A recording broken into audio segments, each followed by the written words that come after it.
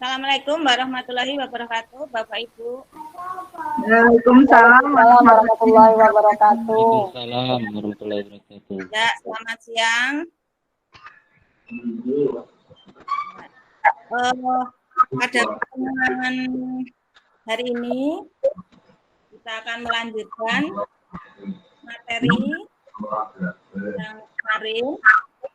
Namun sebelum acara pertemuan hari ini kita mulai pelajaran kita berdoa terlebih dahulu. Saya minta tolong sama Ibu Eti. Semoga Bu Eti. Baik Bu, terima kasih. Bapak Ibu semua, sebelum kita mendapatkan materi apa yang nanti disampaikan Bu Titi, semoga apa yang disampaikan kita bisa ambil ilmunya gitu ya. Kita awali dulu dengan berdoa. Menurut agamanya masing-masing, berdoa dimulai. Berdoa cukup. Saya kembalikan ke Bu Titi. Ya, terima kasih Bu Eti. Sama-sama. Kita berdoa supaya nanti dalam pertemuan hari ini kita selalu diberikan kesehatan, kelancaran, dan bisa tambahnya sedikit-sedikit, tapi nanti lama-lama jadi bukit ya. Iya, amin. Kita sama-sama belajar. Jadi nanti kalau saya misalnya ada yang kurang jelas atau misalnya Ibu sebetulnya sudah saya sudah pernah mendengar atau sudah pernah menerima materi ini. Nah, nanti kalau saya kurang ini tolong diingatkan ya. Kita sama-sama belajar. Saya mulai dulu. Pada pertemuan kemarin sudah ada materi dari Ibu Eti yaitu tentang modul pembelajaran. Nah, di sana di dalam modul pembelajaran itu ada materi atau ada rangkaian yaitu tentang asesmen. Asesmen itu ada di urutan setelah kegiatan pembelajaran ya. Asesmen ini nanti ada asesmen diagnostik ya. Yang mau saya sampaikan pada hari ini adalah asesmen diagnostik. Supaya nanti Ibu-ibu dalam atau Bapak juga dalam membuat modul agar itu bisa lebih baik. Ya. Apakah asesmen diagnostik itu adalah tujuannya apa ya toh? Jadi secara umum asesmen diagnostik itu bertujuan untuk mendiagnosis kemampuan dasar siswa dan mengetahui kondisi awal siswa. Jadi di tujuan asesmen diagnostik. Secara umum tadi sudah saya sampaikan, saya ulangi. Jadi tujuannya untuk mendiagnosis kemampuan dasar siswa dan mengetahui kondisi awal siswa. Jadi diagnosis dulu ya. Kemudian asesmen diagnostik itu terbagi menjadi dua, yaitu non-kognitif dan asesmen kognitif. Tujuan dari masing-masing asesmen diagnostik itu adalah sebagai berikut. Coba Bu, itu apa slide-nya? Stop. Nah, itu. Tujuan asesmen diagnostik itu ada non-kognitif dan kognitif tadi ya. Apa non-kognitif? Tujuannya mengetahui kesejahteraan atau psikologi dan sosial emosi anak atau siswa ya. Kemudian mengetahui aktivitas selama belajar di rumah. Jadi di dalam rumah itu aktivitas anak-anak itu bagaimana. Mengetahui kondisi keluarga siswa. Mengetahui kondisi keluarga siswa itu keluarganya bagaimana gitu. Kemudian mengetahui latar belakang pergaulan siswa. Mengetahui gaya belajar atau karakter serta minat siswa. Apalagi saat ini itu kan masih pandemi COVID. Jadi anak-anak itu masih di rumah. Nah, di rumah itu ngapain saja? Nah, selama di rumah apa belajar, apa hanya main-main. Karena terlalu lama belajar di rumah, apakah punya minat lagi nanti atau pergaulannya dengan siapa? Nah, itu nanti kita tanyakan. Kemudian yang kognitif. Kognitif itu mengidentifikasi capaian kompetensi siswa. Jadi nanti diidentifikasi belajar siswa itu pencapaiannya itu kompetensinya sampai di mana. Kemudian menyesuaikan pembelajaran di kelas dengan kompetensi rata-rata siswa. Berikutnya yang kognitif memberikan kelas remedial atau pelajaran tambahan kepada siswa yang kompetensinya di bawah rata-rata. Ini maksudnya nanti kalau misalnya rata-ratanya di bawah, ya kita beri tambahan, pelajaran tambahan. Berikutnya, slide berikutnya, asesmen diagnostik non-kognitif. Slide berikutnya. Nah, asesmen berikutnya yaitu asesmen diagnostik non-kognitif itu diberikan di awal atau di awal pembelajaran. Ya, jadi sepertinya kita baru masuk, terus setelah berdoa dan sebagainya, kita tanya kondisinya anak itu bagaimana, sudah siap belajar apa belum, kemudian tadi malam belajar apa tidak, itu ya, itu namanya untuk mengetahui di awal pelajaran. Setelah itu, kita juga harus tahu bagaimana cara bertanya kepada anak supaya anak itu nanti tidak diam, ya, atau tidak diam, jadi bisa menjawab. Misalnya ditanya tadi malam belajar apa, dia kan kadang malu, tidak mau menjawab sebetulnya belajar apa tidak. Tahapan-tahapan melaksanakan asesmen diagnosis non-kognitif yaitu persiapan, pelaksanaan, dan tindak lanjut. Ya, itu ya. Lanjut. Kemudian, bagaimana cara membuat ini kesiapannya? Nah, itu siapnya alat bantunya berupa gambar-gambar. Jadi kalau kognitif, itu non-kognitif itu siapkan dengan gambar-gambar biasanya. Tapi kalau kita ya, nanti daripada ini, langsung ini ya dibuat soal-soal misalnya kira-kira bagaimana membuat gambar-gambarnya supaya anak itu tahu kalau kesal itu seperti apa gambarnya ya biar menarik. Kemudian menyiapkan pertanyaan panduan misalnya seperti apa yang sedang kamu rasakan dan sebagainya tadi sudah saya jelaskan di depan.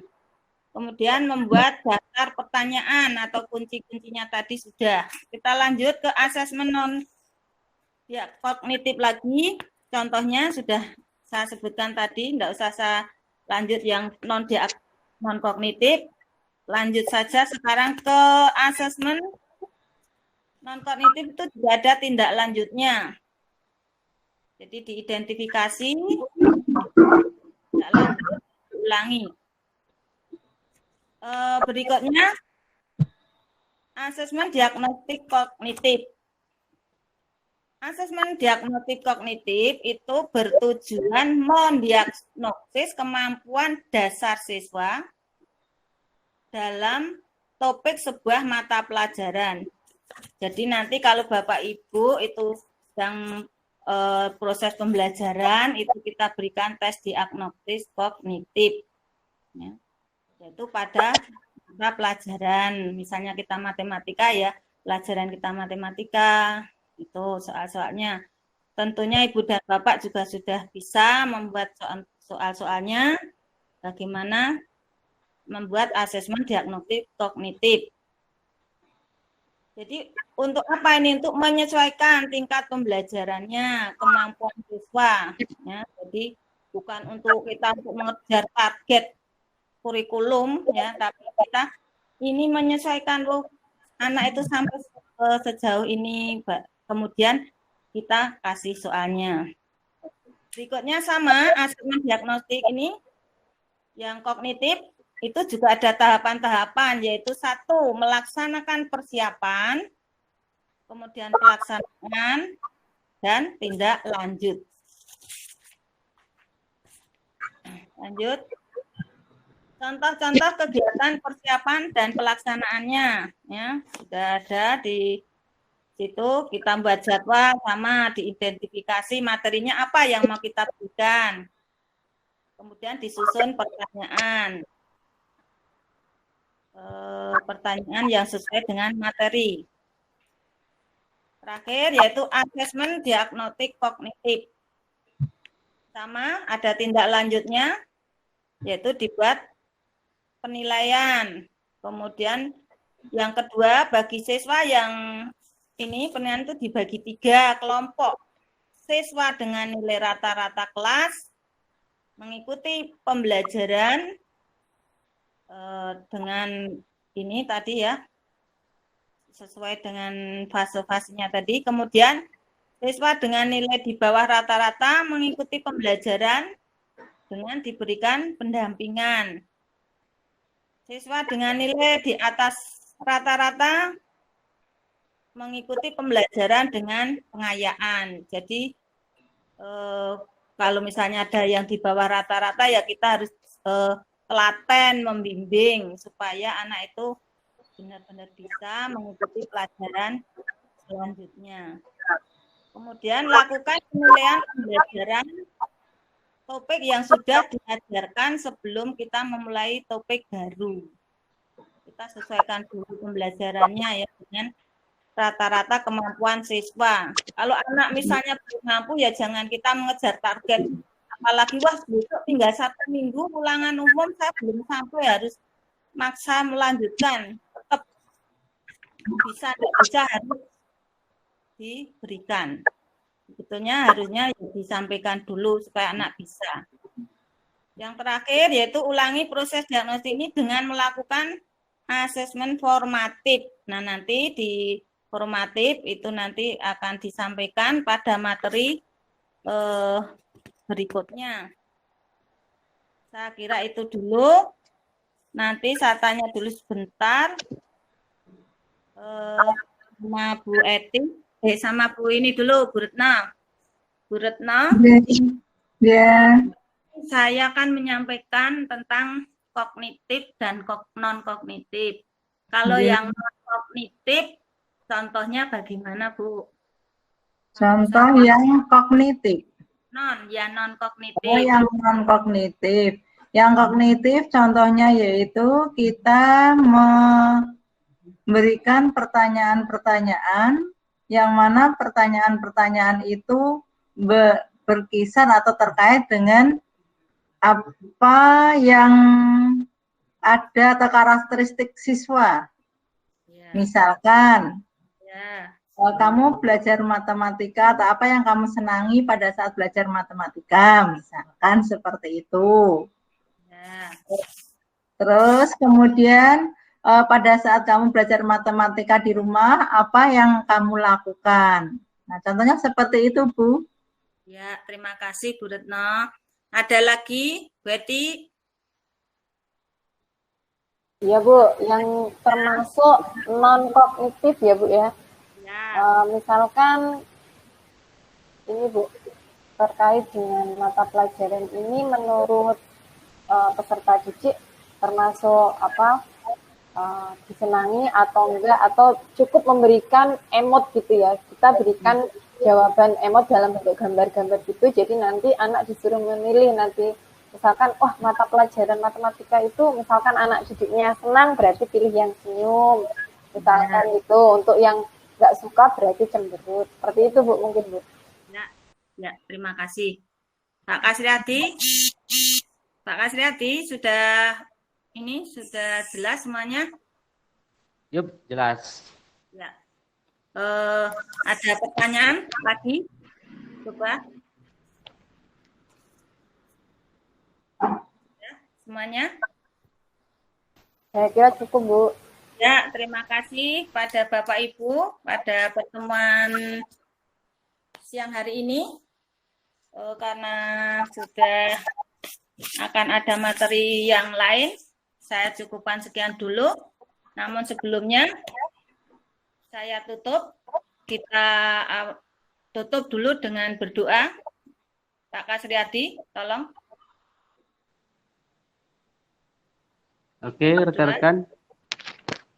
Untuk lebih berkahnya pelajaran yang kita terima dari Ibu Titi, marilah kita berdoa supaya kedepannya ilmu yang diberikan bermanfaat untuk kita semua. Berdoa menurut kepercayaan kita masing-masing. Dimulai.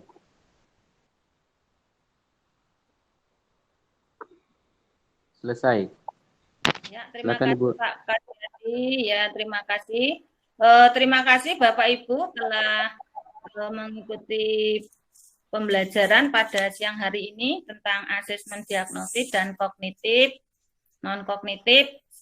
Untuk pekerjaan rumah nanti minta tolong untuk membuat contoh-contoh ya, contoh-contoh yang non-kognitif dan kognitif. Nah, saya tutup. Sebelumnya saya mohon maaf apabila tadi ada hal yang kurang. Besok kita lanjutkan lagi. Akhirul kalam. Wassalamualaikum warahmatullahi wabarakatuh. Selamat siang. Waalaikumsalam warahmatullahi Waalaikumsalam warahmatullahi wabarakatuh. wabarakatuh. Jadi